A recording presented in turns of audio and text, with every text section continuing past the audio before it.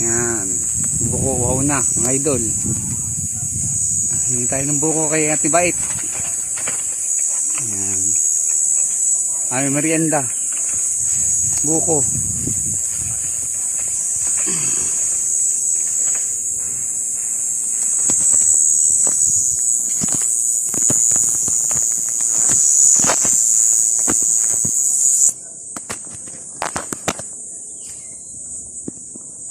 Wala tayong buko. Kate.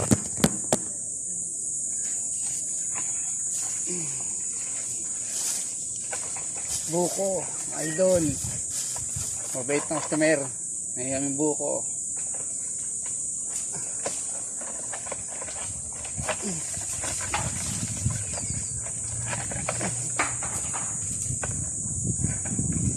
Hindi maalam.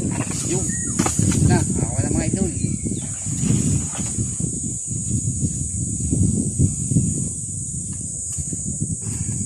Salamat sa buko ni ate. Ito may-ari si madam. Mabait naming customer.